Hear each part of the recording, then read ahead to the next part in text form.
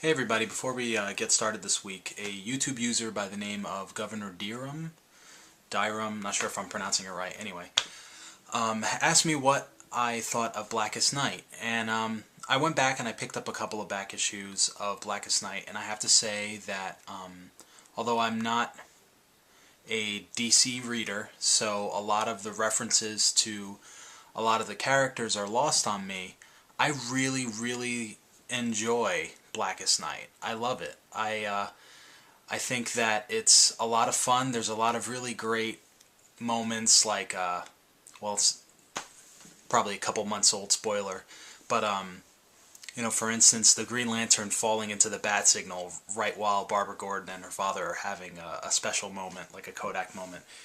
It's really good, and it manages to be a cape comic, but still manages to be brutal and at times really mean, and a hardcore zombie story at the same time. So, everything I've read of Blackest Night so far, I've really liked, with the exception of the issue that I bought this week, this Superman Blackest Night, which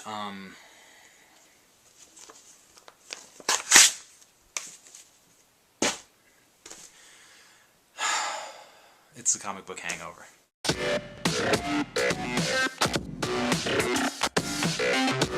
Comic books for the week. We'll start out with Giant Size Wolverine Old Man Logan, the first and only issue of this one-shot.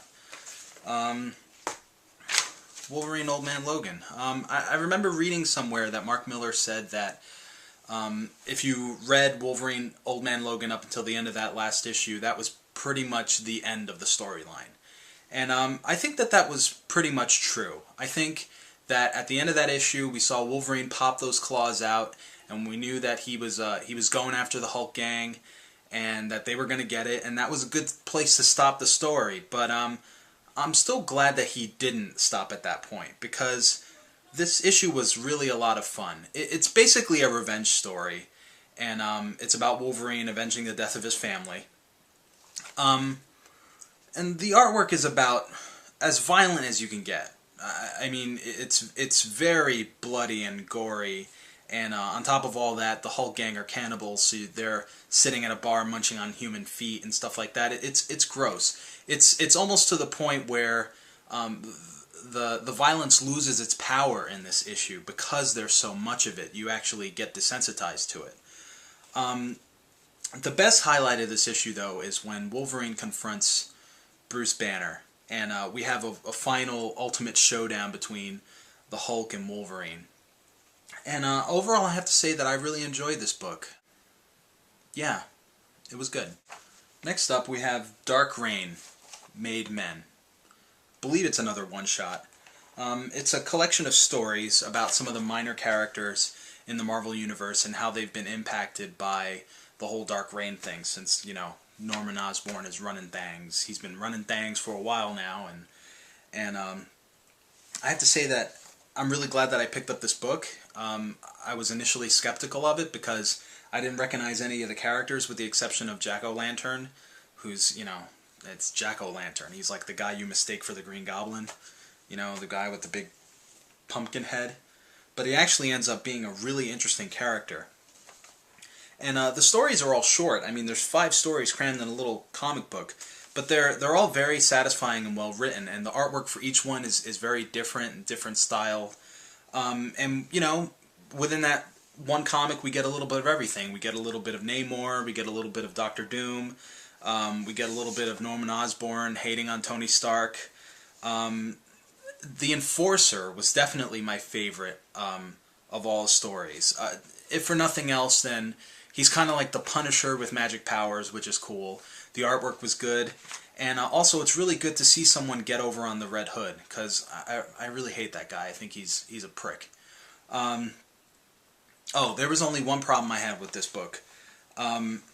Please, Marvel, no product placement in comics. I know you thought you were slick by sneaking it in there and only showing me half of the Mountain Dew label, but I got it. I know what Mountain Dew looks like, and there was 4 panels of it, including a close-up. I'm not going to show it to you because I don't want to contribute to the product placement for Mountain Dew that was in Dark Rain Made Men. There's really no place for that, especially since you just increased the price of these comic books $1. So now we got to pay $3.99 and we have to have ads. No. No thank you. Okay, Batwoman, Detective Comics, number 857. Now, Batwoman Detective Comics is pretty much the most beautiful comic that you can buy right now. It's definitely a comic book for people who like art. The artwork, as you can see by the cover, it's unabashedly inspired by Art Nouveau. It looks like an Art Nouveau poster or maybe an old piece of religious art. The biggest criticism that I've heard of this book that I think is valid at times is that the artwork is too much. And that is kind of true. The ornate aesthetic of it, sometimes it's kind of hard to tell what's going on in the action of the comic book, and it interferes with the story. I didn't mind it that much because I don't think that the storyline of Batwoman is really that good anyway. But the artwork is so interesting and different and powerful and stylized that I think any comic book fan should just pick it up just so they can talk to other comic book fans about what they think. But in my opinion, this artist is the next Alex Ross. Spider-Woman, number 1. Now, here's another book that I was almost ashamed that I was going to buy. Maybe just because Spider-Woman is yet another character that is blatantly derivative of another character. I know that her powers are different, her story is different, but ultimately, in essence, she's a ripoff of Spider-Man. Just like Batgirl and Batwoman are obviously derivative of Batman. However, I have to say that Brian Michael Bendis manages to take a story about an Avenger who's hunting Skrulls and turns it into a moody, character-driven book. And also, the artwork is sort of gloomy and cinematic, and it's really a pleasant surprise. My only problem was that there's a little bit of blatant reusing of panels in the book. Bam, bam, bam. Now, I guess Jessica Drew doesn't really move her face that much when she's talking, because that's the exact same piece of artwork in 3 spots, cropped a little bit differently, but it's the same piece. So I thought that was a little bit disappointing, but overall, the book is beautiful and the coloring is very gloomy and painterly. It's fantastic. I can't wait to see what happens with this series. And that's it for comic books this week, so now I'm going to play some Halo 3 ODST. See you next week.